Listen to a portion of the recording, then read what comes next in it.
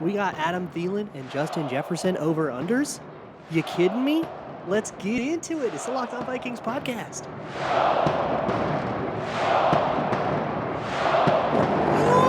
Ooh-wee! You are Locked On Vikings, your daily Minnesota Vikings podcast, part of the Locked On Podcast Network, your team every day. What's going on, everybody? Welcome to another episode of the Locked On Vikings podcast, part of the Locked On Podcast Network, your team every day. As always, I'm your host, your pal, and the kid you copied off in math class. My name is Luke Braun. You can find me on Twitter at Luke Braun NFL. Show is on Twitter at Locked On Vikings, and thank you so much for making Locked On Vikings your first listen of the day. Today on the show, I tweeted out some over-unders that I get some emails from BetOnline sometimes. And FYI, this particular episode, I mean, all of our episodes are to some degree sponsored by BetOnline. You find their information in the show notes. There's no BetOnline ad in this one. I just wanted to talk about the odds. So I want to talk about the Justin Jefferson and Adam Thielen over-unders. So we're going to do that. I tweeted these out earlier on Wednesday, and people were like unanimously slamming all of these overs. So I guess that's how I have to approach this. Like, should Adam Thielen and Justin Jefferson, like, should we be slamming these overs, or are people just being like homers, right? So I guess let's just dive in. And what I want to start with is where these guys rank. Where Justin Jefferson ranks. So of the top five in all of these categories, in receptions, Justin Jefferson currently has the second highest over-under. Receiving yards, he has the highest over-under. And he's fifth highest in touchdowns over under. So BetOnline is essentially projecting him to be a top five receiver. And that is like unanimous. I have yet to see, like, there's a lot of my top five projections, and here's my wide receivers, and be it fantasy or something like PFF or something like BetOnline, like a Grambling website, like, everybody has Justin Jefferson somewhere in their top five. Everybody. Like, I think if you said Justin Jefferson isn't a top five wide receiver, you're in the minority now. Like, can we just take a moment and like soak that in? That rips. And like, even more, not to dredge up all the, he's kind of in there more often than Stephon Diggs. It's kind of wild. And I wonder if some of that is Kevin O'Connell and this Cooper Kupp role hype and stuff going, oh man, Cooper Kupp, he's good, but Justin Jefferson in that role, oh my God, we're all projecting this big leap forward for him. And so what his over-unders seem like ridiculous numbers, but I don't know, man. Am I a homer? I kind of want to hit all these overs. So it's receptions, 100.5, yards, 1325.5, and touchdowns, 9. So comparing that to what he's done before, receptions, 100.5 or so. So he gets 101 or more receptions, you win the bet. That's pretty aggressive. However, he would have hit that over last year. He got 108 receptions last year. He had 167 targets last year, and that was in the Sleepy Zim offense. That's fourth highest in the league in targets. He got a crap load of volume last year. I don't know if that happens again. But like, there's a lot of factors to that, right? Kevin O'Connell's offense is probably going to pass more than Zimmer's did, right? So if we're talking about just tracking volume, which is what we're talking about with fantasy and betting and stuff, there's probably going to be more passing volume to go around. But will there be more diversity? And Kirk Cousins and his tendencies play into that. And Kirk Cousins as a quarterback is not a favorites guy. Like, he's very much a dish it out to whoever's open kind of guy.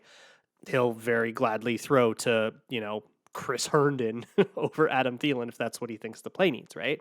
So there are other quarterbacks that are a little different than that, like there are some guys that just kind of get their favorites or get their chemistries, and like Aaron Rodgers is one that kind of picks guys and tends to favor one over the other. Cousins is a lot less biased.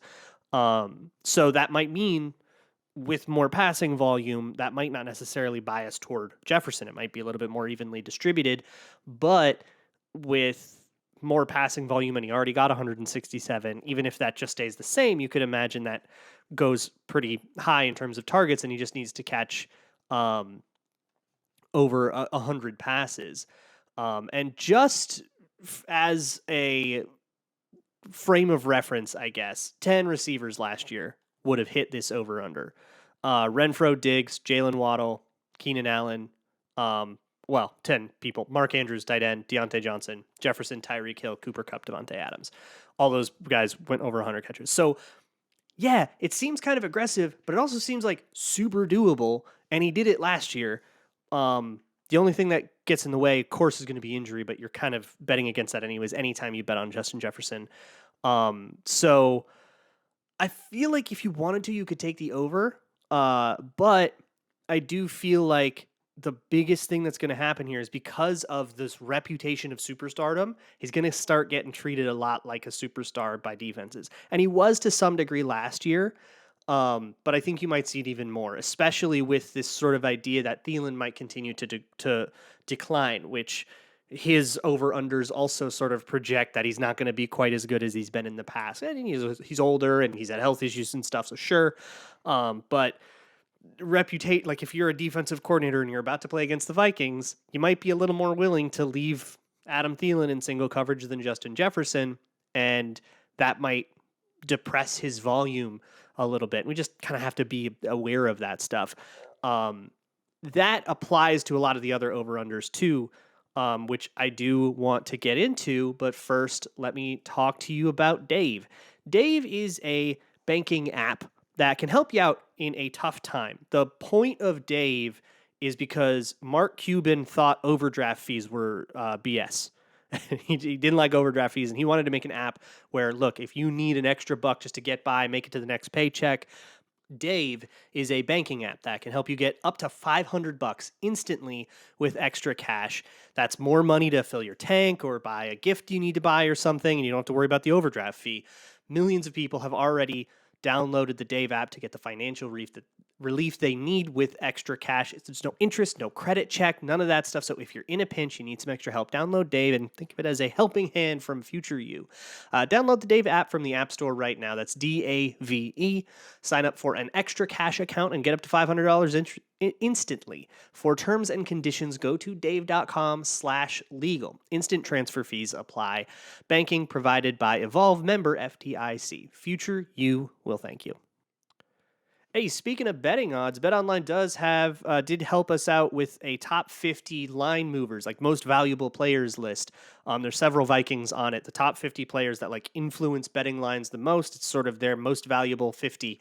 And we are doing that at Locked On NFL, so make sure you go check that out. It starts July 15th. However you listen to or watch this show, you can do the same with Locked On NFL. Let's move on with the other Justin Jefferson ones. We're doing over-unders here for Jefferson and Thielen. 13.25.5.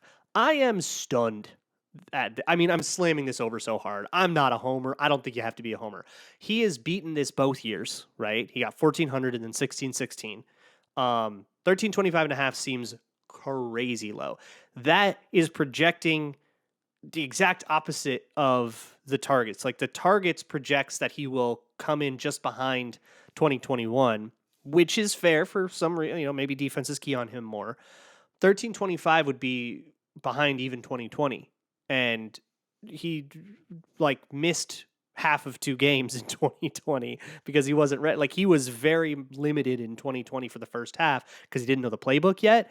And this over under projects a lower receiving total than that. I think the only way this hits the under is if he gets injured.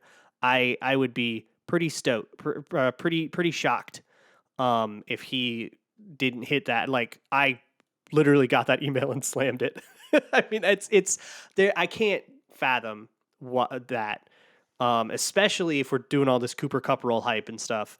13.25 just seems crazy low, and I know that's a lot of yards. But I don't know, like not so much in this day and age. 13.25. I mean, it would rank top 10 for sure. But again, that would be behind Mark Andrews, a tight end, a very good tight end who got 13,000 yards or 1,300 yards.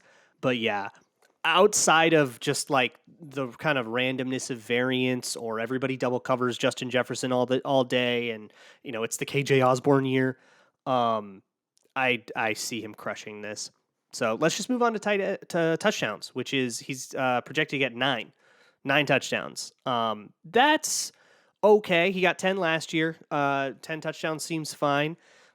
Justin Jefferson is no more a red zone wide receiver than he is a between the 20s receiver. Like, I don't think it's like he's really neither here nor there. And he is also sharing the field with Adam Thielen. Hopefully, you have Irv Smith too. So there are other red zone targets that might vulture some of those.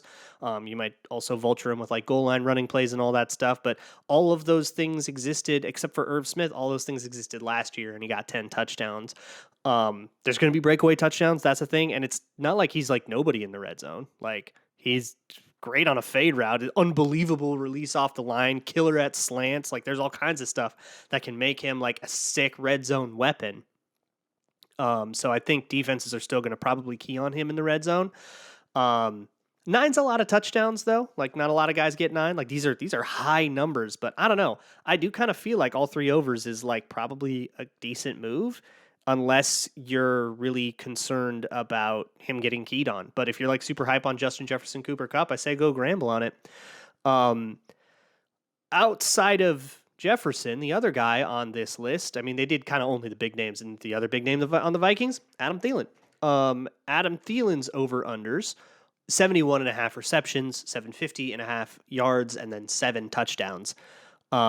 This one's a little harder. The Jefferson ones, it's like, man, everybody thinks he was the second most productive receiver in the league. And so I think the betting market just kind of projecting like a general slip back to reality, general regression to the mean, like, sure, like that wouldn't even really imply that Jefferson got worse. It would just imply that like unsustainable things from last year didn't repeat themselves, which, like, okay, sure, but I still kind of feel like hitting those overs. The yards one's the only one I feel like confident in, though. I didn't bet on the other two. I wouldn't bet on any of these for Thielen because I don't feel very sure about them, but I will do my best to try to make a prediction here.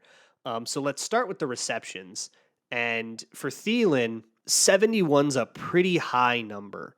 Outside of 2018 and 2017, where that was really his prime, he's gotten 74 and 67 the last couple years, and then 2019 he was injured for a lot of it. And that's really the key here, because his actual average like receptions per game, like, I don't know, 5-ish the last couple years, he's gotten, like, if he plays 17 games at that clip, he will cross 71 receptions. But that's the big if, right? And that's why I don't know. Like, I kind of stay away from that. Like, will he stay healthy? Heck if I know. I'm not going to scramble on that. But if you feel like he couldn't stay, or if you're like, I don't think he's going to stay healthy, or you want to do like an emotional hedge, Adam Thielen gets hurt and misses 2 games, and you had money on the under, then it won't feel as bad, maybe. I won't judge you, all right? But no, he averages about 5 receptions a game, and that's been the way it is for the last couple of years. And it seems like whatever talent was in 2018 that has dropped off in age, it seems like we're at that point now. And I always said Thielen would age gracefully, and I think he has aged gracefully, and now he's this guy that gets, somewhere between 700 and 900 yards a game, a season, somewhere around 5 receptions a game for 50 yards. That's his like average game, and that's just who he is, and that's a great thing to have. That's an awesome wide receiver to have for as long as you want him. That's going to be, and that's like the average, right? So you'll have like crazy games too, and a budding red zone weapon. That's the real thing about Adam Thielen. So we'll talk about his yards and his touchdowns, but spoiler, I'm going with the over on the touchdowns, even though it's a really high number. So let's go for the yards. 750 yards is more than he got last year, but he only played 13 games. He missed a few.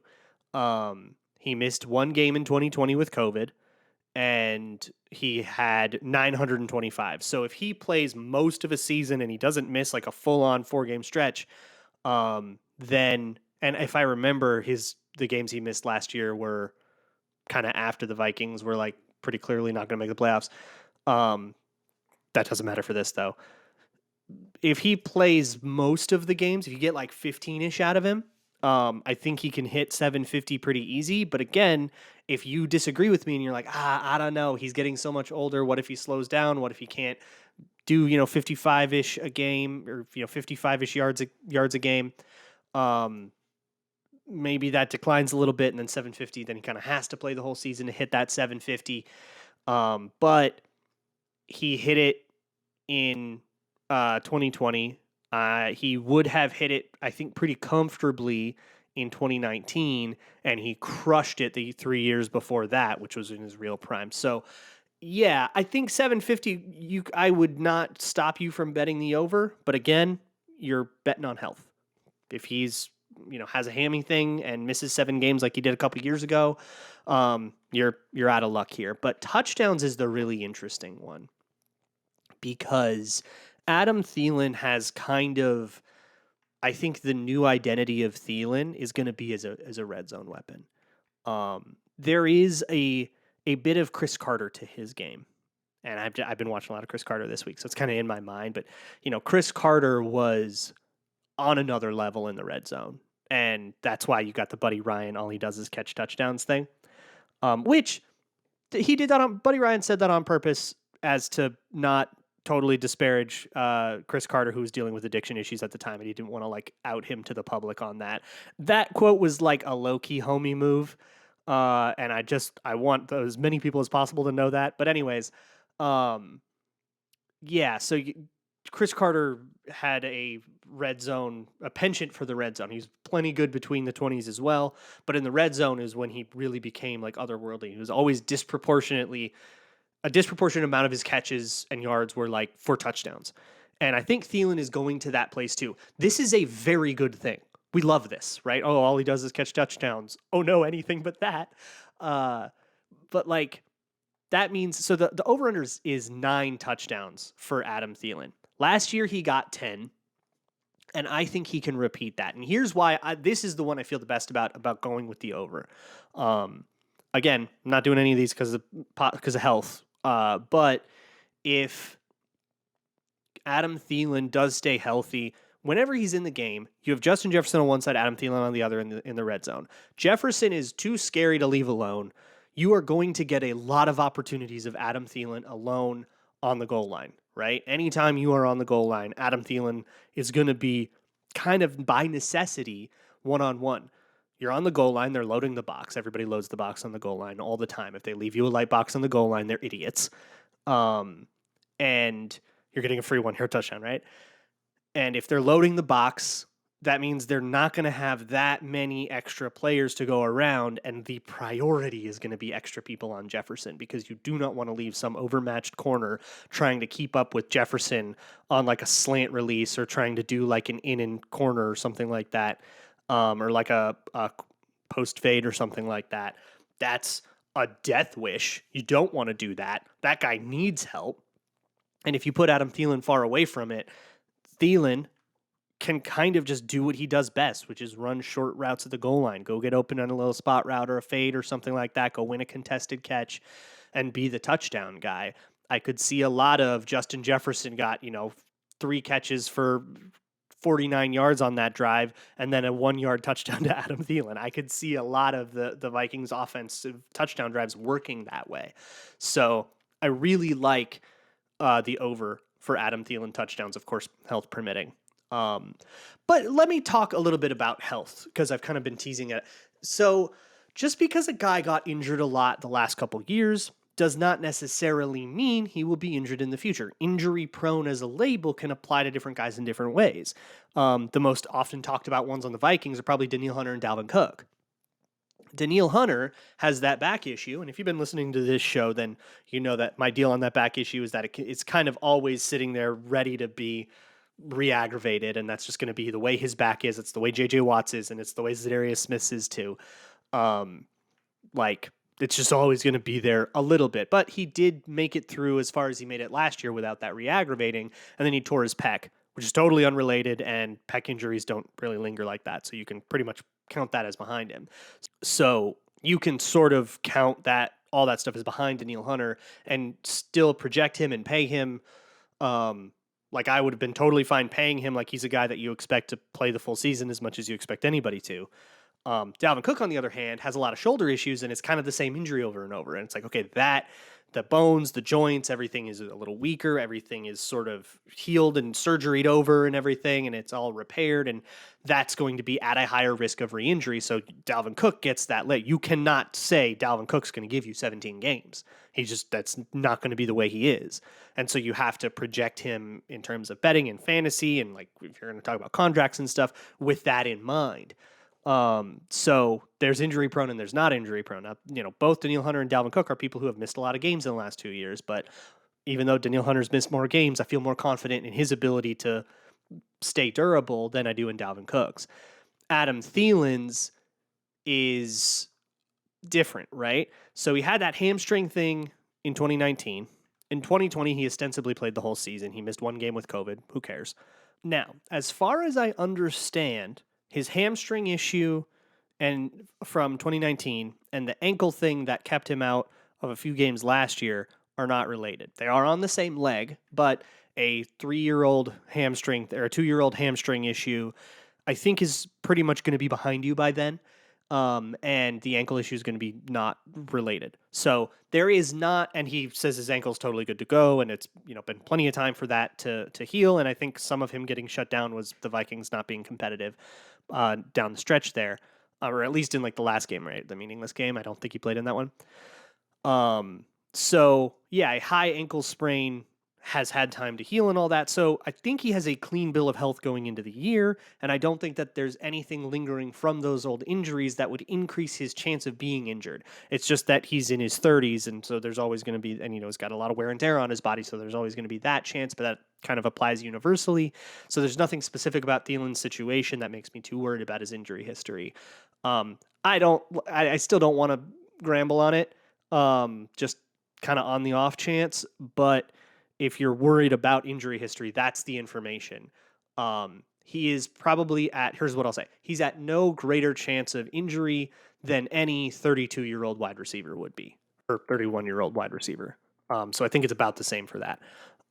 So that's where I will say there. If he stays healthy, I think he hits all these overs. And I think like they're pretty much, with his history and the way that he's played, they're all less than what you would project a 17 game season out for him. So it's kind of all about how many games he plays and how much volume he gets. But at 31, I mean, that's not ancient. That's not like past 30 ain't what it used to be. So I think you still have a couple of quality years here, and I would project Adam Thielen to play like he has the last 2 years. If he does that for 17 games, he hits all these overs. That's it. So yeah, to circle back to the original question, is everybody being a homer or is it all overs? I don't know, man. Maybe I'm a homer too, but it kind of feels like it's all overs, especially that Justin Jefferson yards one. I would be pretty floored if he doesn't, assuming he stays healthy. I mean, look, if he misses 10 games, then that's different. But if he stays healthy and doesn't cross 1325, God, that'd just be insane. Yeah, I'm just flabbergasted by that one. I guess we'll leave you with that. Some optimism, I guess. Overs for Thielen and Jefferson. Draft him in fantasy and all that stuff. Let's go. Tomorrow on the show, I'm hoping to get a guest, and if that falls through, I don't know, we'll do some history or something. We'll figure it out. We always do. I'll see you then. Thanks so much, and as always, Skull.